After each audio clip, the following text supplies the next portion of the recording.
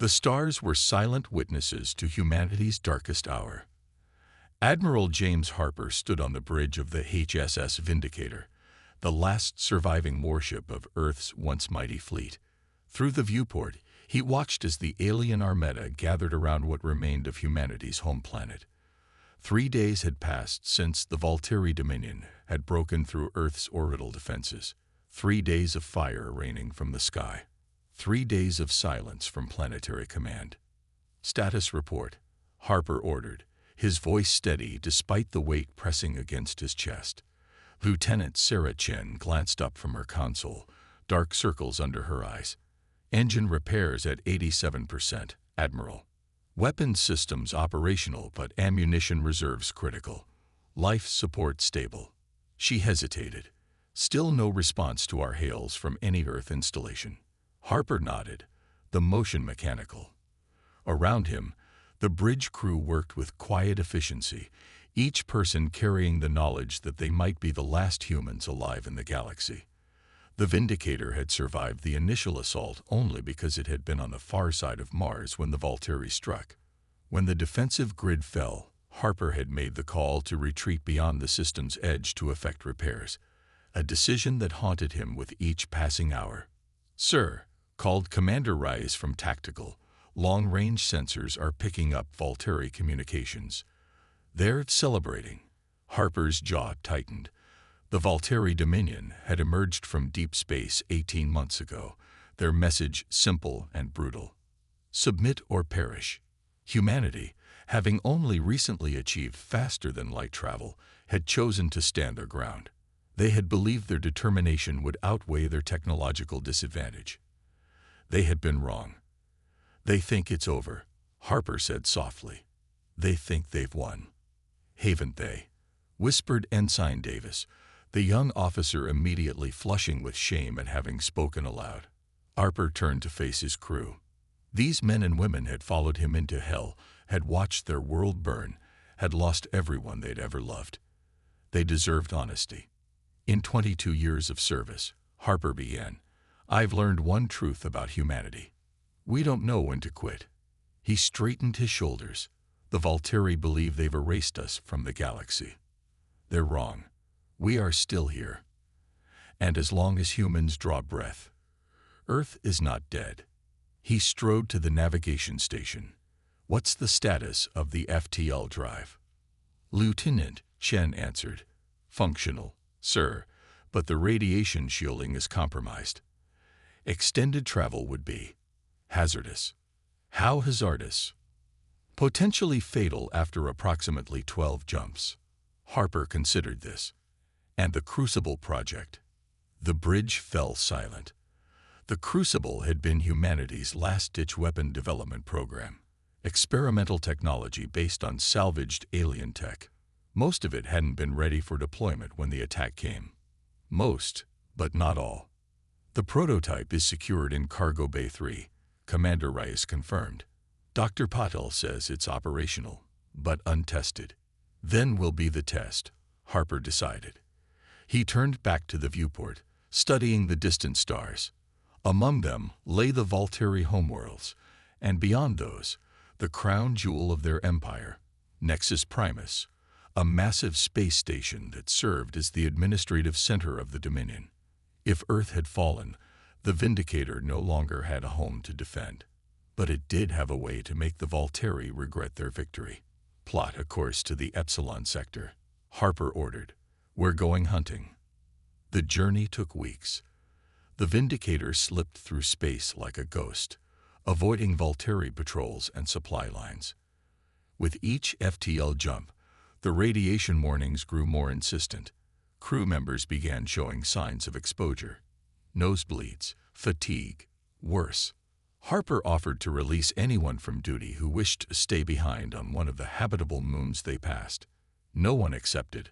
On the eve of what might be their final jump, Harper found Dr. Alina Patil in the cargo bay, making adjustments to the Crucible device, a sleek silver cylinder that seemed to absorb the light around it.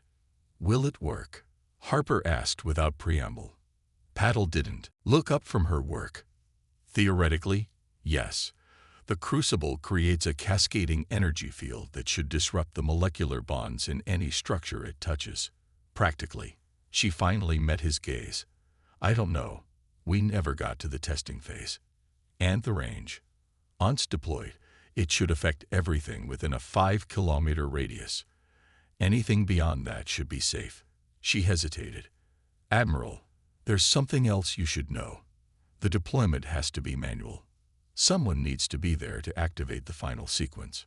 Harper absorbed this. A suicide mission. Yes, Patil admitted. I volunteered. No, Harper shook his head. I'll do it. With respect, sir, you're needed to command the ship. I'm the one who understands how the crucible works. Their argument was interrupted by an alarm. Lieutenant Chen's voice came over the intercom. Admiral to the bridge, immediately. When Harper arrived, the tactical display showed a Volturi patrol closing in. 3 warships that had detected the Vindicator's energy signature.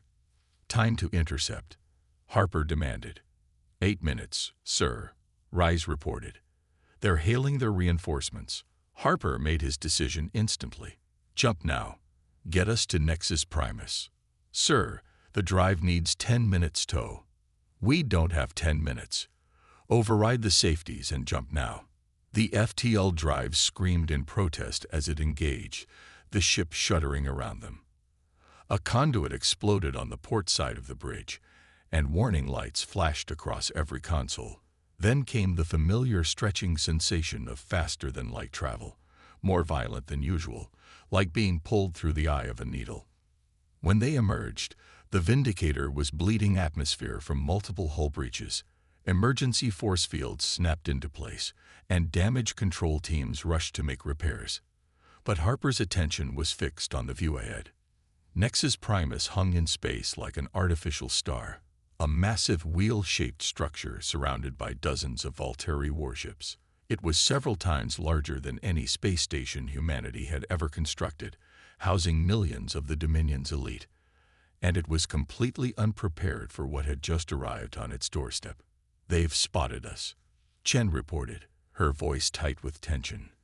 Receiving multiple hails. Their defensive grid is powering up.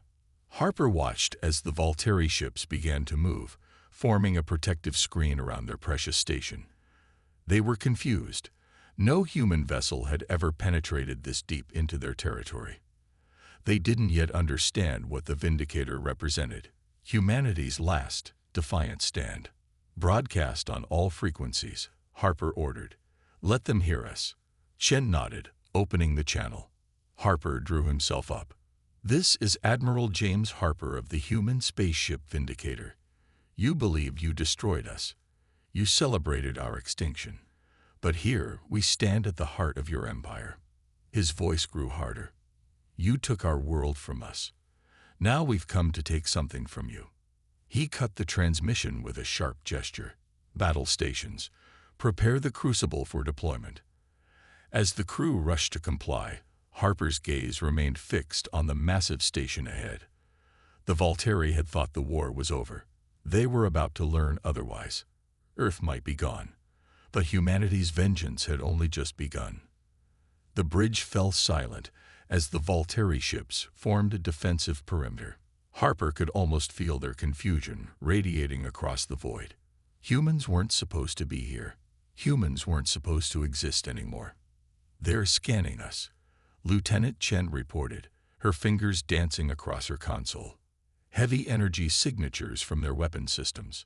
They're preparing to fire. Harper nodded. He'd expected nothing less. Tactical analysis. Commander Rise looked up from his station, his face grim in the red emergency lighting. 23 warships. Admiral. Mixed classes, but at least 5 heavy destroyers. Plus the station's defense grid. He didn't need to state the obvious. The Vindicator couldn't win this fight through conventional means. Time until they're in firing range. 3 minutes, sir. Harper turned to Dr. Patel, who had joined them on the bridge. Is the crucible ready? Yes, she replied, dark eyes steady despite the chaos around them. But we need to get closer, much closer. The deployment range is limited. Harper studied the tactical display. The Volturi were spreading out, trying to surround them. Standard procedure when dealing with a single enemy vessel. They still hadn't realized what the Vindicator truly was. Not a warship, but a delivery system. Navigation, Harper ordered. Plot a course straight through their line, maximum thrust. Aim for the station's central hub. Sir. Lieutenant Chen looked up, shocked. That's a suicide run. Their crossfire will tear us apart before we're halfway there. Not if we give them something else to worry about. Harper turned to weapons control. Target our remaining missiles on their flanking vessels. Wide dispersal pattern. Then prepare all railguns for continuous fire. As the crew carried out his orders, Harper accessed his personal terminal. His fingers hovered over the keyboard for a moment before he entered his command codes and began recording. This is Admiral James Harper of the HSS Vindicator. If you're receiving this, then our mission was successful, and this message is being broadcast by the ship's automated systems. He paused, considering his words carefully. The Volturi Dominion believes they've exterminated humanity. They are wrong. Even now, human colonies exist beyond their knowledge, hidden throughout the Orion Spur. It was a lie, of course. As far as Harper knew, Earth had been, humanity's only home. But the Volturi didn't know that. And fear of the unknown was a powerful weapon. We may have lost Earth, but humanity survives, and we will never forget. We will never forgive. The attack on Nexus Primus is just the beginning. He ended the recording and set it to broadcast on all frequencies when the Vindicator was destroyed. Missiles armed, reported Weapons Officer Taylor, interrupting Harper's thoughts. Railguns charged and ready. Shields at maximum, added Commander Reyes. Though they won't hold for long against that kind of firepower. Harper returned to the captain's chair, strapping himself in. Around him, the bridge crew did the same, their movements precise despite the fear in their eyes.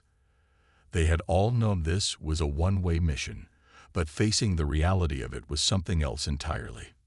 Dr. Patel, Harper said, you should get to the deployment bay.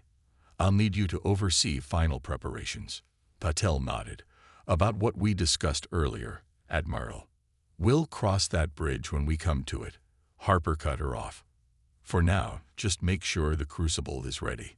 As Patel left the bridge, Harper activated the ship-wide comm. All hands, this is the Admiral. In 2 minutes, we will engage the enemy. Our mission is simple. Deliver the crucible device to Nexus Primus and activate it. The Volturi took everything from us. Today, we take something back. He paused.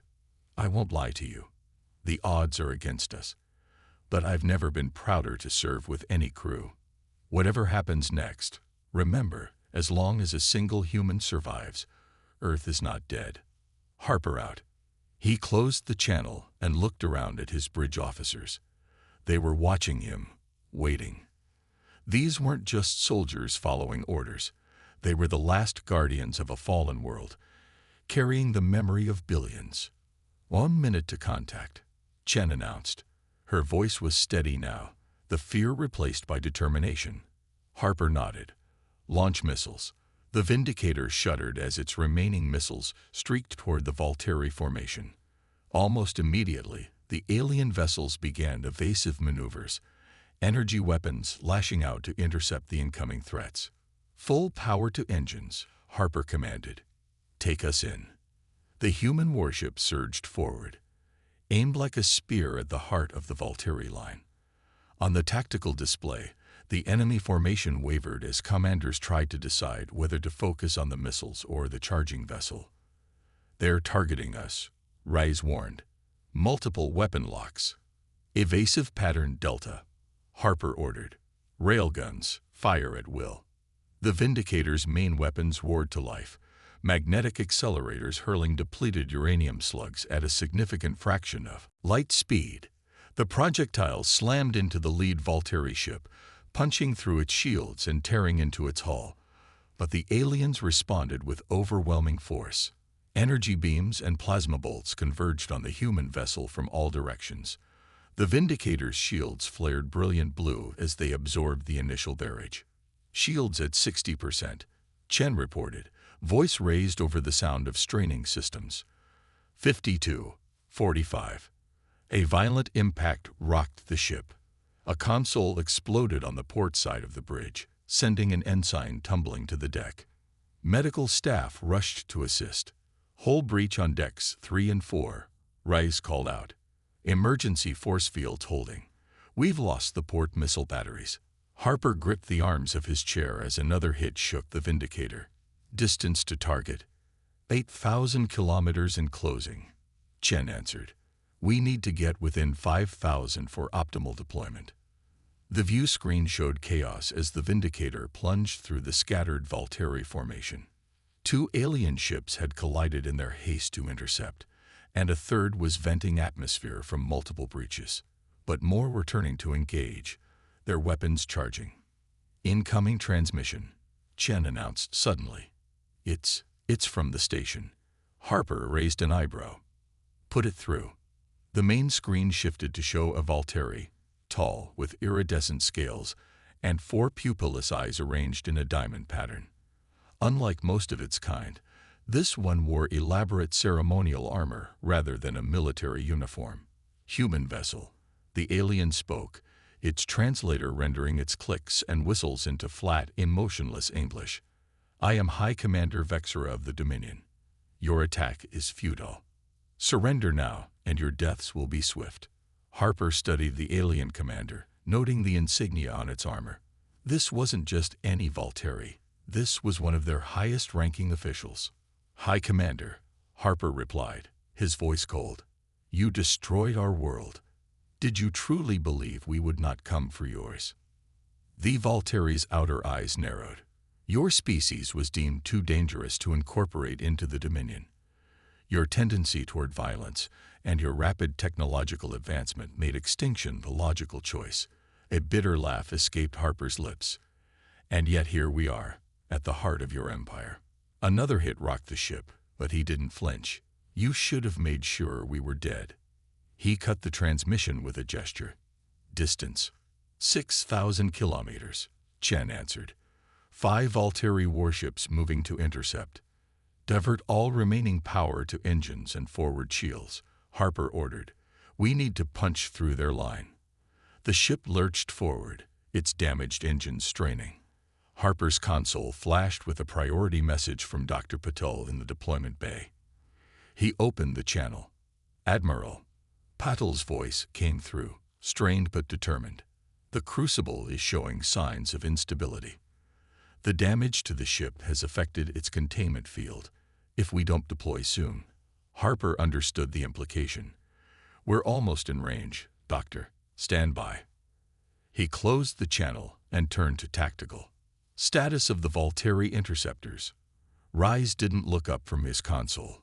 3 minutes until they cut us off. We won't make it, sir. Not unless we give them a target they can't ignore. Harper finished. He made his decision. Prepare to separate the ship. The bridge crew stared at Harper in stunned silence. Ship separation was a desperate measure, something they had trained for, but never expected to implement.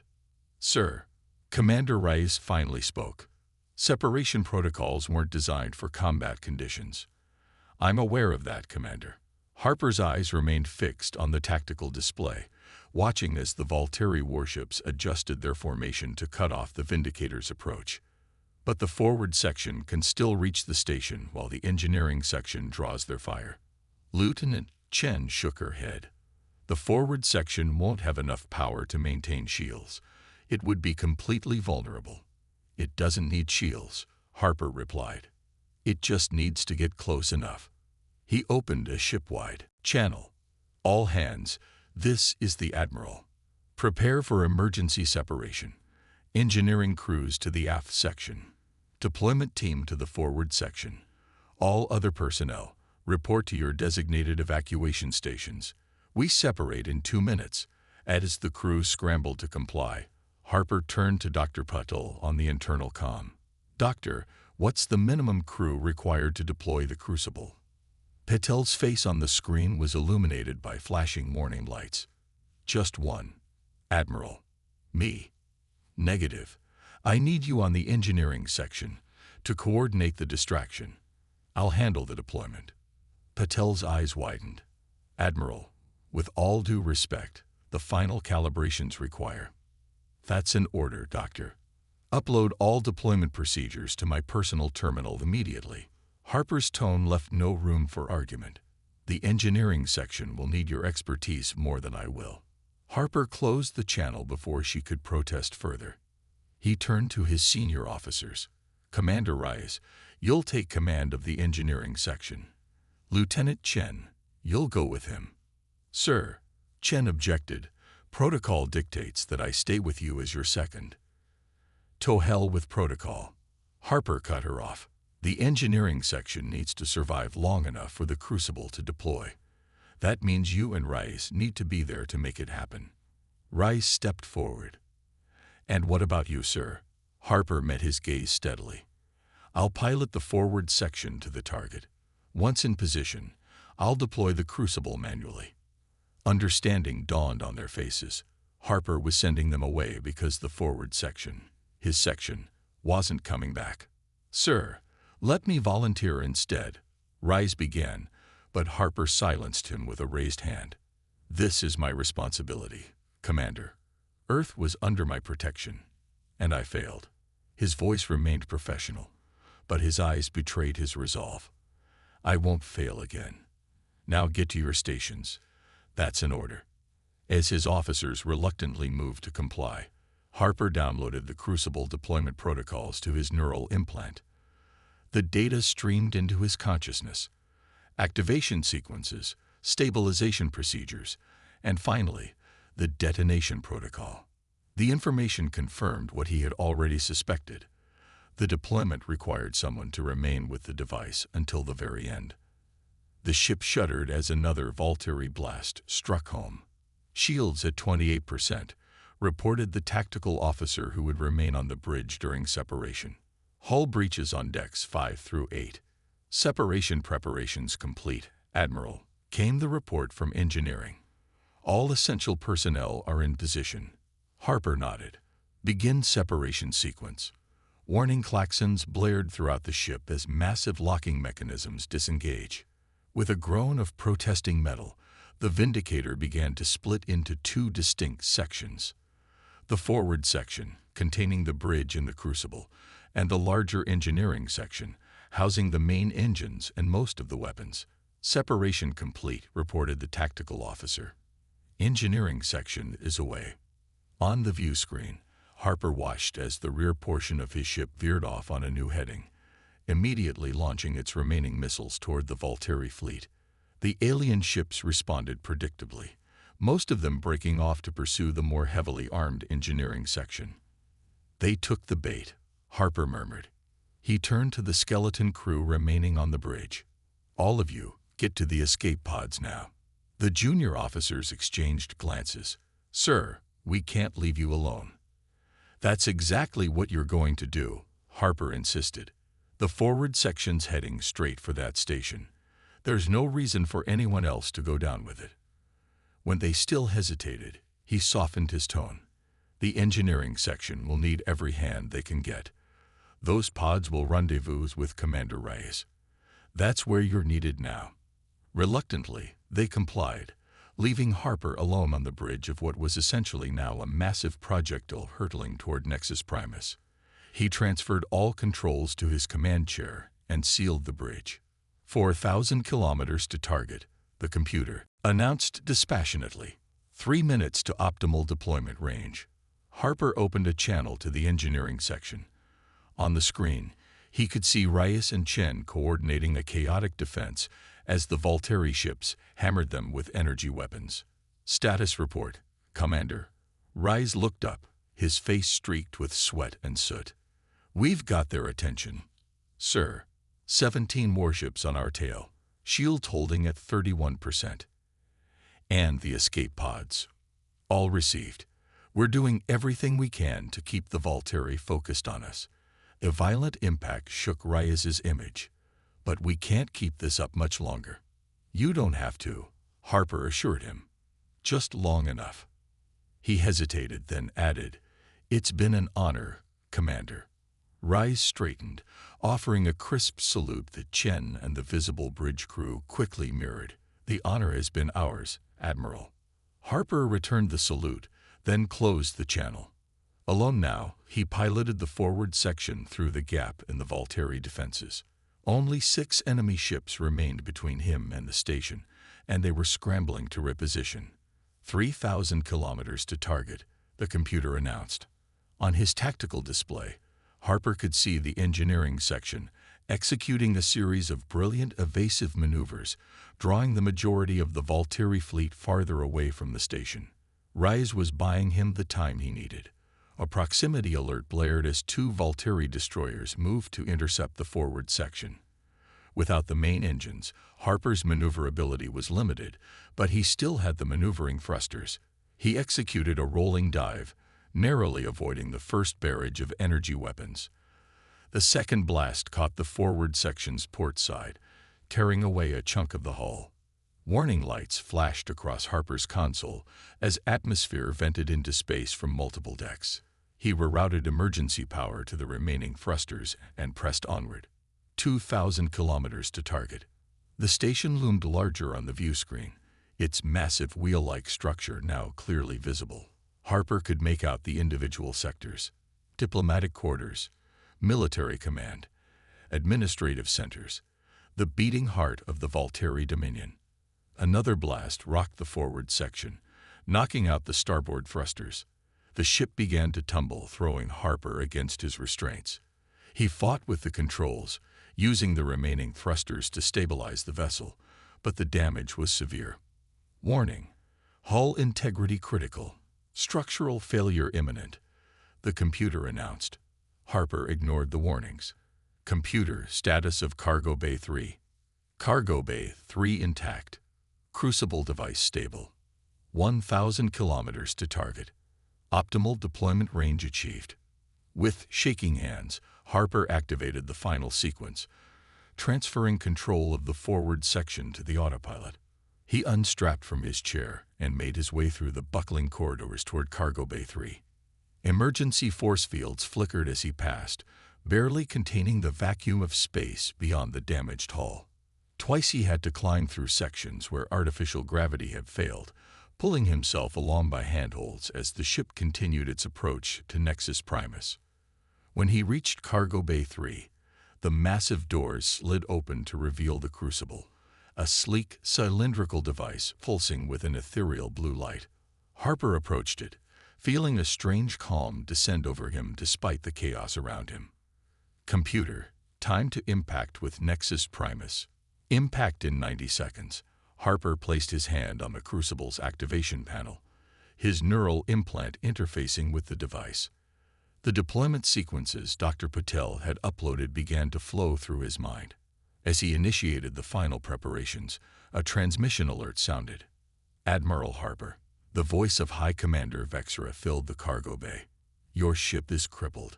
Your fleet is destroyed. Your world is gone. And still you persist. Why?" Harper continued the activation sequence as he replied. "Because that's what humans do, Commander. We persist. Such determination is admirable, but futile," Vexra responded. "Even now, our weapons are locked on your vessel. You will not reach the station." Harper smiled grimly as the Crucible's core began to pulse more rapidly. "I don't need to reach it. I just need to get close enough." The transmission cut off as another impact rocked the forward section. Harper was thrown against the Crucible, but he maintained his connection to the device. The final sequence was nearly complete. 30 seconds to impact, announced the computer. Through the cargo bay viewport, Harper could see Nexus Primus filling his vision, its massive structure growing larger with each passing moment. The Volteri ships were frantically trying to intercept, but it was too late. The forward section of the HSS Vindicator, the last warship of Earth, had reached its target. Harper closed his eyes and thought of Earth, of blue skies and rolling oceans, of cities teeming with life, of everything that had been lost. His hand hovered over the final activation sequence. "For Earth," he whispered. Harper's finger hovered over the activation sequence when the cargo bay doors suddenly sealed shut behind him. The lighting shifted to a deep crimson, and an unfamiliar alarm began to sound. "Security protocol activated," announced the computer in a voice that wasn't quite right. "Access to Crucible restricted." Harper spun around, adrenaline surging through his veins. "Override, Admiral Authorization Code Harper 709 Echo."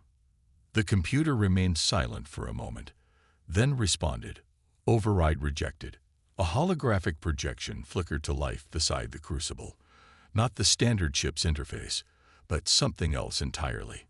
The image stabilized to reveal a figure Harper hadn't seen in over a year. Fleet Admiral Diana Voss, former head of Earth's Defense Command. "James," the hologram spoke, its voice carrying the unmistakable cadence of his former superior. "If you're viewing this message, then Earth has fallen, and you're attempting to deploy the Crucible." Harper stared in disbelief. "Admiral Voss, this is impossible. You died during the first Valtteri assault." The hologram continued as if it couldn't hear him. A pre-recorded message. "What you're about to do is exactly what I would have done in your position. But there's something you don't know about the Crucible, something I kept from everyone except a select few scientists." Harper checked the ship's trajectory. 20 seconds to impact. He needed to activate the weapon now. "Computer, emergency override. Command structure violation. Article 15. Override rejected," the computer repeated. "Priority message in progress." The hologram of Voss stepped closer. "The Crucible isn't just a weapon, James. It's based on Valtteri technology we recovered from a scout ship that crashed in the Arctic 3 years before they arrived. What we didn't understand then was that the Crucible doesn't destroy matter, it shifts it." Harper felt a chill run down his spine. "Shifts it? Shifts it where?" "The Valtteri don't just come from another part of our galaxy," Voss continued. "They come from somewhere else entirely. The technology in the Crucible creates a bridge between our reality and theirs. When they attacked Earth, they weren't trying to conquer us. They were trying to recover this technology before we could fully activate it." Harper's mind raced. 10 seconds to impact. "Computer, abort collision course." Unable to comply. "Navigation systems offline." The hologram of Voss looked directly at Harper, as if she could see him across time. The Crucible was designed with a failsafe. If it detects that it's about to be used as a weapon, it activates a different protocol. Instead of destroying the target, it creates a permanent bridge, a doorway. 5 seconds to impact. "A doorway to what?" Harper demanded, though he knew the hologram couldn't answer. As if in response, the Crucible's blue glow intensified, spreading throughout the cargo bay. The metal walls began to vibrate at a frequency that made Harper's teeth ache. The device was activating itself. Not to what James, Voss's hologram said as it began to fade. From what? The impact never came. Instead, the forward section of the Vindicator seemed to pass through the outer hull of Nexus Primus like a ghost.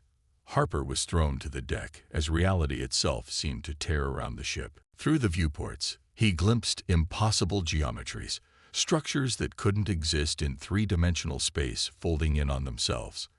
And then, stillness. Harper climbed to his feet, disoriented. The cargo bay appeared intact, but the Crucible had changed. Its sleek cylindrical form had expanded, creating what looked like a doorway of pulsing energy.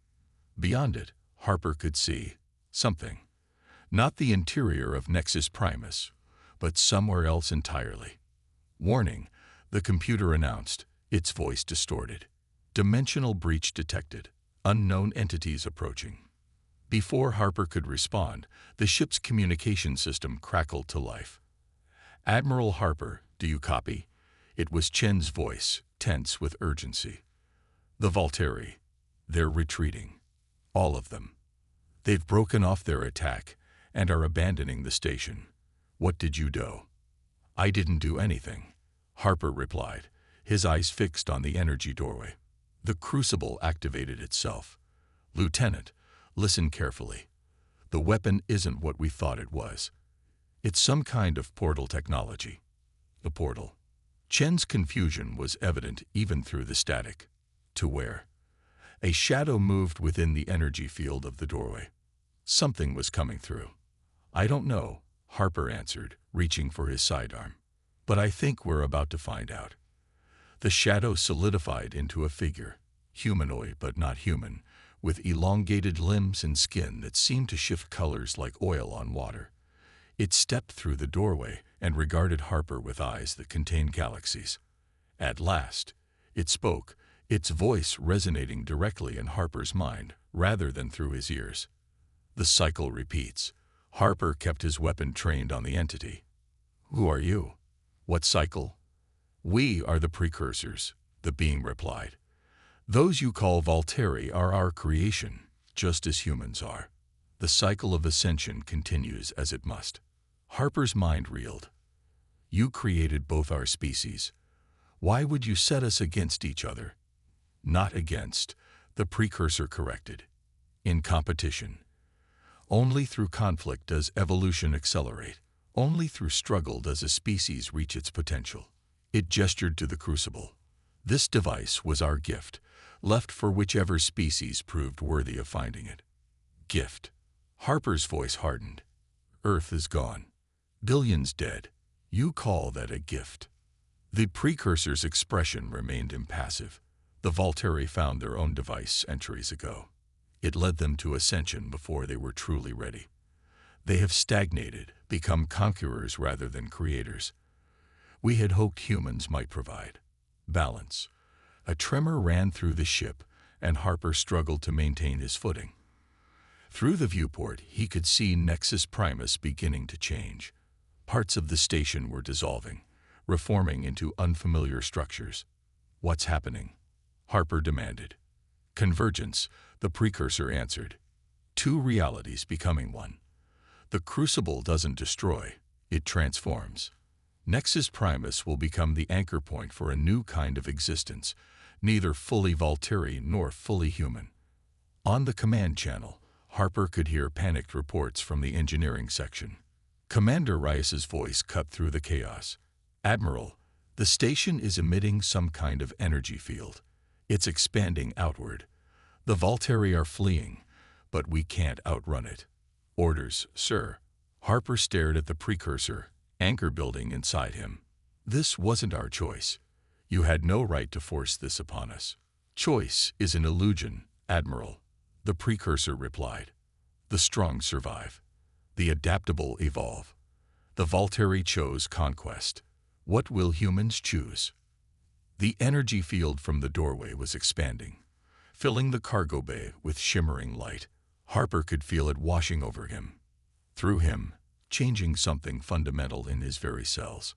"Admiral." Rice's voice was desperate now. "The field has engulfed us. Systems are changing, reconfiguring. The crew, something's happening to the crew."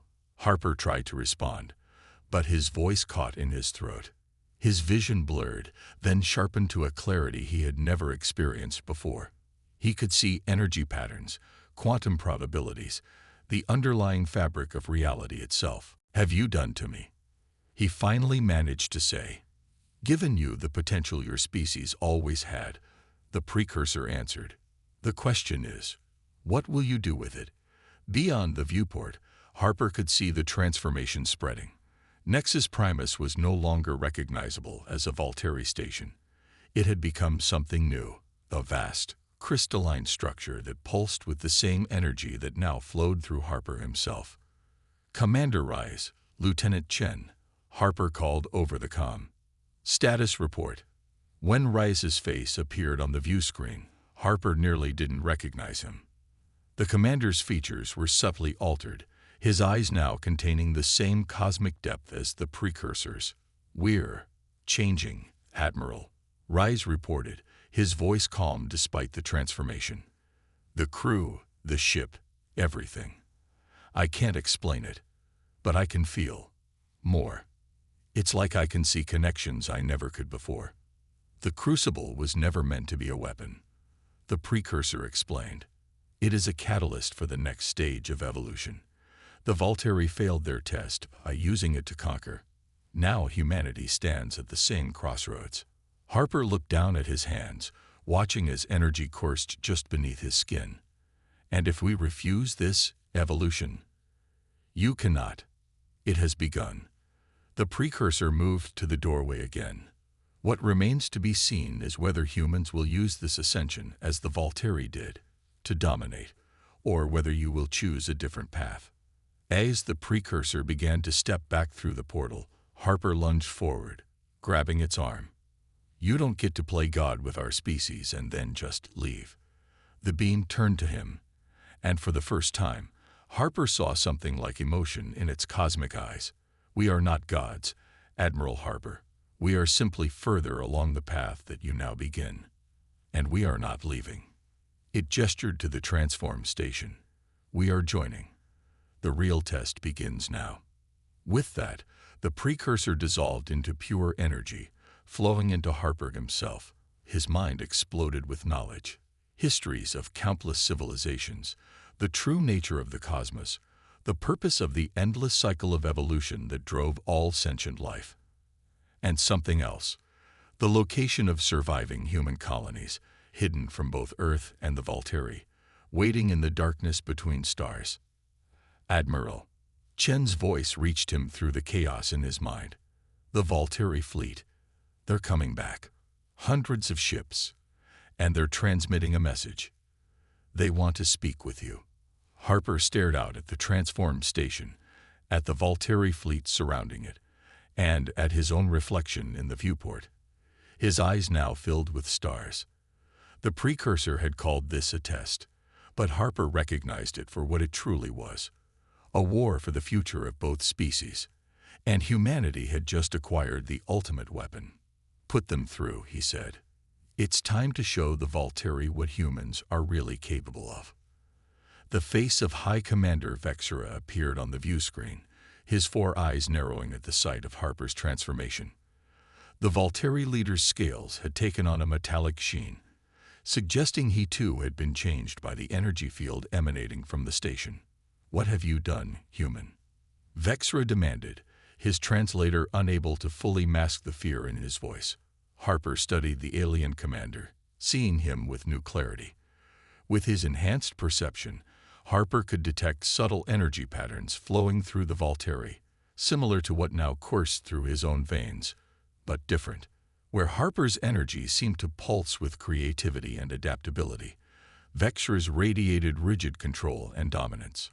I didn't do anything, Commander, Harper replied calmly. This was set in motion long before either of our species reached the stars. The question is, what do we do now? Vexera's outer eyes blinked rapidly. The precursors have returned. The prophecies spoke of this day, when they would judge whether we had used their gifts wisely. His voice hardened. We conquered half the galaxy with their technology. We proved ourselves worthy. Is that what you think this is about? Conquest. Harper shook his head. You misunderstood their test. The precursors didn't want warriors. They wanted creators. Lieutenant Chen's voice came through on a private channel. Admiral, I'm detecting massive energy fluctuations throughout the transform station. It's reconfiguring itself again. Harper nodded, unsurprised. Through his new consciousness, he could feel the station responding to the collective thoughts and emotions of both species, human and Volturi alike. It was becoming a reflection of their inner conflict. Your fleet destroyed Earth, Harper said to Vexera, struggling to contain the anger that still burned within him despite his transformation. Billions dead because you misinterpreted the precursor's intention. We did what was necessary, Vexera insisted. Your species was developing too quickly, without the wisdom to use such power responsibly. We had already embraced the precursor's gifts for centuries. It was our right to determine who else might join the Ascended. As they spoke, Harper became aware of something else. Threads of communication flowing between the surviving crew of the Vindicator, a telepathic network forming spontaneously among the transformed humans. Through this connection, he could sense their collective rage, their desire for retribution. Commander Rice's thoughts reached him clearly. "We have the power now, Admiral. We could destroy them all with a thought." And he was right. Harper could feel the potential surging through him, the ability to direct the energy of the transformed station as a weapon that could obliterate the entire Volturi fleet. One command, one concentrated burst of will, and humanity would have its revenge. But alongside this temptation came understanding, memories from the precursor that had merged with him, showing civilizations that had faced this same choice throughout the galaxy's long history. Those who chose vengeance inevitably destroyed themselves in the process. "No," Harper whispered, both to Vexera and to his crew. "This ends now." With deliberate focus, Harper reached out through his new consciousness, connecting not just with his crew, but with the transformed Volturi on their ships and the station. He opened his mind, sharing everything: Earth's final moments, the suffering of his people, the desperate journey of the Vindicator, and finally, the truth he had learned from the precursors. Vexera recoiled physically on the screen, overwhelmed by the flood of human emotion and memory. "Stop this," he commanded, but his authority meant nothing in this new reality. "You need to understand what you've done," Harper insisted, maintaining the connection. "And we need to understand why." In return, Harper felt Volturi memories pouring into him. Their first contact with precursor technology 5 centuries earlier, their rapid advancement, and then the discovery that they were not alone in being chosen. The fear that had driven them to eliminate potential rivals before they too could ascend. The guilt some had carried for the genocide they'd committed in the name of survival. On the transformed station, structures were shifting rapidly, responding to this exchange, half becoming crystalline spires that reached toward the stars, half forming defensive arrays aimed at the surrounding space. The station itself had become a battleground between two evolutionary paths. "We stand at a crossroads," Harper said, addressing both his crew and the Volturi. The precursors didn't create this test to see which species would dominate. They wanted to know which path we would choose when given true power, creation or destruction. Through the telepathic network, Harper could feel opinions dividing among both humans and Volturi. Many of his crew still burned for revenge. Many Volturi still believed in their inherent superiority. But others from both species were beginning to see beyond their ancient conflict. The station trembled as energy surged through its crystalline structure. Warning alerts flashed across Harper's console. The power building within the transformed Nexus Primus was reaching critical levels. Soon it would either stabilize into its new form or tear itself apart, taking both fleets with it. "We need to make a choice," Harper announced. "All of us together." He reached deeper into his new consciousness, finding the connections that linked him to the station itself. With careful precision, he began to redirect the chaotic energies, not toward weapons or defenses, but toward something else entirely: a bridge. On the main view screen, a new image appeared: a small blue planet, third from its sun, partially obscured by swirling white clouds. Earth, not destroyed, but transformed, just as they had been. The continents were recognizable, but they glowed with the same crystalline energy that now flowed through the station and the people aboard it. "Impossible," breathed Vexera. "We witnessed your planet's destruction." "You witnessed its transformation," Harper corrected him, understanding flowing through him. "The Crucible technology doesn't destroy, it shifts and evolves. When your fleet bombarded Earth, you unknowingly triggered the dormant precursor technology buried beneath our planet's surface." Hope surged through the human crew as the truth became clear. Earth hadn't been destroyed. It had been elevated to a higher state of existence, one that the unascended could not perceive. "Our home still exists," Harper continued, "but in a form beyond what we were capable of experiencing before our own transformation. And now we have a choice. Continue our war in this new state of being, or embrace what the precursors intended: coexistence and creation. The telepathic network hummed with conflicting emotions: vengeance, hope, fear, wonder. But gradually, a consensus began to form among both humans and Valtteri. The station responded, its structure finally stabilizing into a massive crystalline tree, branches reaching into space, roots extending toward the transformed Earth. High Commander Vexra was silent for a long moment. Then, with visible effort, he removed his ceremonial armor, the symbol of his military authority, and set it aside. 5 centuries of conquest, he said quietly. 5 centuries of misunderstanding our purpose. He looked up at Harper. We have much to atone for, Admiral. Harper nodded. And we have much to rebuild. But not alone. As he spoke, something unexpected happened. The bridge between the station and Earth began to pulse with new energy signatures. Thousands of them, millions, streaming toward the station. Through his enhanced perception, Harper recognized them as human consciousness, the billions who had been on Earth during its transformation. They weren't dead. They had been waiting, evolved but dormant, for the rest of humanity to join them. Admiral, Lieutenant Chen's voice was thick with emotion. I'm detecting. It's Earth's fleet. Ships we thought destroyed in the initial assault. They're appearing around the transformed Earth. The final piece fell into place in Harper's mind.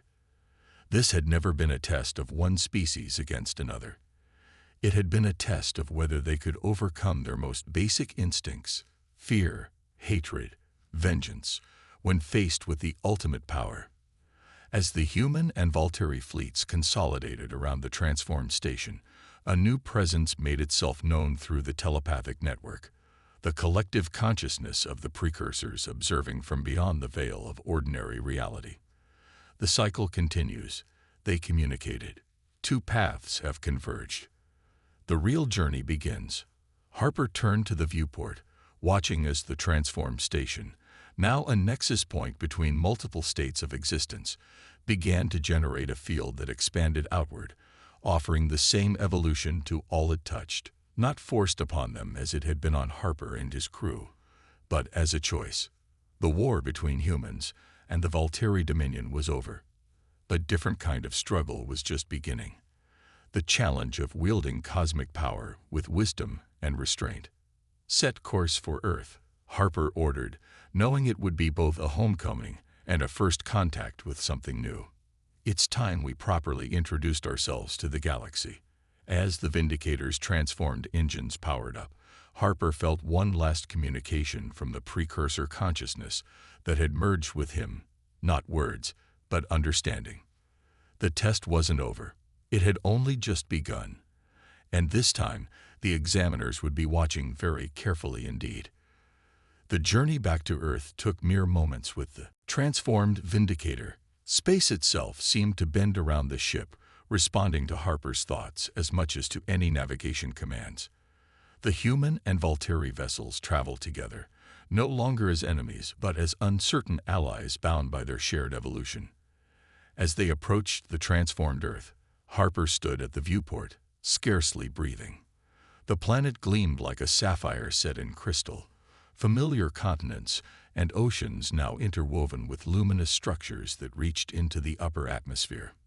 It was Earth, but an Earth reborn.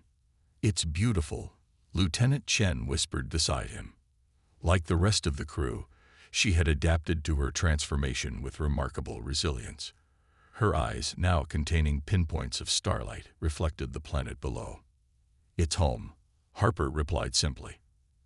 After everything, the despair, the rage, the thirst for vengeance, he had never expected to say those words again. Commander Reyes joined them, his posture still military precise despite the cosmic energy flowing beneath his skin. Sensors are detecting billions of consciousness signatures on the surface and in orbit. Our people, Admiral. They're waiting for us. Harper nodded, feeling the truth of it through the telepathic network that now connected all transformed beings. Earth's population hadn't died in the Valtteri attack. They had transcended, their consciousness preserved and elevated even as their planet was transformed around them. "Admiral," Chen said hesitantly, "what do we say to them? How do we explain what's happened to us?" Harper considered this as the Vindicator entered Earth's orbit. Below, he could see the crystalline spires of what had once been major cities: New York, London, Beijing, Cairo, now transformed into nexus points of energy and consciousness. "We tell them the truth," he finally answered. "That humanity has been given an opportunity to become something greater than we ever imagined, and that we're not alone in this journey." A communication request chimed on the bridge. Not a traditional transmission, but a directed telepathic link from the planet's surface. Harper accepted it, and a familiar face appeared on the view screen. "Diana," Harper breathed, recognizing Admiral Voss. Like them, she had been transformed, her appearance subtly altered by the cosmic energy that now flowed through her. "You survived." Voss smiled. "As did you, James, though survived may not be the right word for what's happened to any of us." Her expression grew serious. "I see you brought company." Harper glanced at the Volteri ships flanking the Vindicator. Former enemies.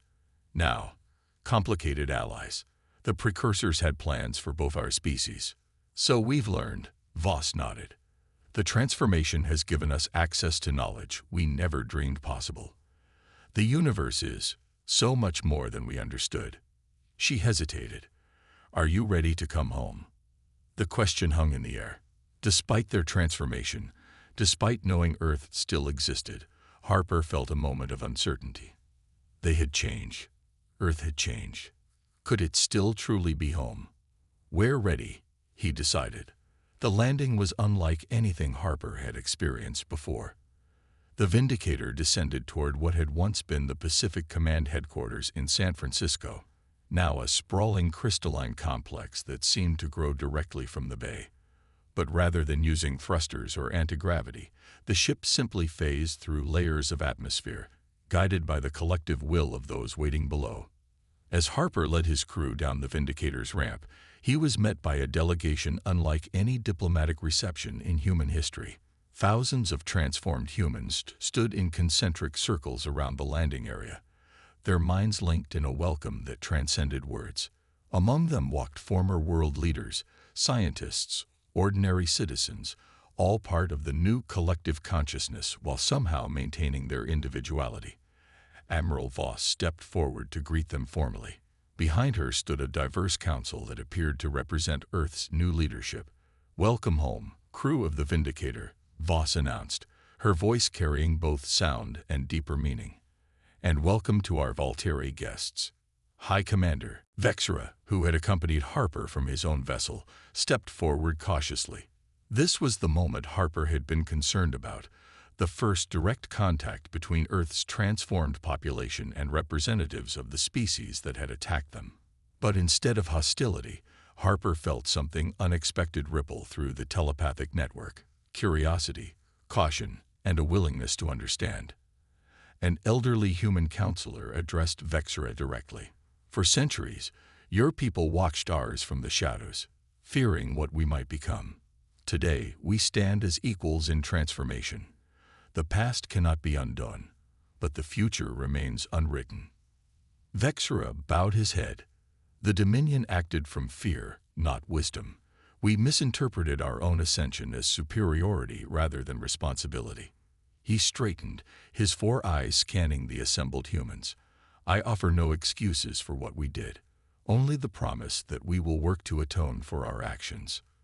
The next days passed in a blur of discovery as Harper and his crew reintegrated with Earth's transformed society. They learned that the planet's transformation had occurred in an instant when the Volteri bombardment had activated dormant precursor technology buried deep within the Earth's crust. Technology that had been there since before humans had evolved, waiting for the moment when they would need it most. "They've been guiding our evolution from the beginning," explained Dr. Eleanor Reed, formerly Earth's leading xenobiologist, now one of the primary researchers studying their new condition. Both humans and Volteri were species of interest to the precursors, experiments in different evolutionary approaches. Guinea pigs, Harper said with a hint of bitterness. Reed shook her head. More like students, the precursors don't direct our choices. They merely provide opportunities for advancement and observe how we use them. The most remarkable discovery came a week after their return, when the transformed humans and Volteri together managed to access deeper layers of the precursor knowledge embedded in their new consciousness. What they found changed everything they thought they knew about their place in the universe. There are others, Lieutenant Chen reported during a council meeting that included both human and Volteri representatives. Dozens of transformed species throughout the galaxy, each having passed through their own version of the trial we faced. A community of ascended beings, Commander Rice added, all watching, all waiting to see if we're ready to join them. The implications were staggering. Humanity had gone from believing itself alone in the universe to discovering the Volteri, to now learning they were merely the latest in a long line of species to achieve this transformation. But with this knowledge came a sobering revelation. Not all species had used their ascension wisely. Some had turned their new powers toward domination, creating rifts in the fabric of reality itself. These fallen, as the precursor memories named them, posed a threat to all ascended and non-ascended beings alike. So the test continues, Harper observed during a private conversation with Voss and Vexera as they stood on a balcony overlooking the transformed San Francisco Bay. First, we had to choose whether to use our power for vengeance or reconciliation. Now we have to decide how we'll use it in this larger community, and whether we'll stand against the fallen when the time comes, Vexera added. Voss gazed up at the night sky, where new constellations now shimmered, markers of other transformed worlds visible only to their evolved perception. We'll need to work together. Not just humans and Volteri, but all ascended species who choose creation over destruction. 3 months after the Vindicator's return, Earth had established communication with 7 other ascended civilizations. The knowledge exchange transformed their understanding of the cosmos almost daily. Together with their former enemies, humans began the process of helping other Volteri worlds through the ascension process, this time with guidance rather than fear. Harper found himself appointed as Earth's primary envoy to these other ascended species. It was a role he'd never imagined for himself, but one that felt right. He had made the journey from soldier to diplomat, from vengeance to understanding. On the eve of his departure to visit the first of these civilizations, a water-dwelling species from a distant arm of the galaxy, Harper took a moment alone on the observation deck of the newly constructed Nexus Earth, the orbital station that served as humanity's gateway to the stars. Below him, the transformed Earth pulsed with life and possibility. Above, the infinite cosmos beckoned. The war that had nearly extinguished humanity had instead elevated it to a new plane of existence. Quite a view, isn't it? Came a voice from behind him. Harper turned to find Chen and Rice joining him by the viewport, along with Dr. Patel, who had become one of the leading experts on integrating conventional technology with their new evolved capabilities.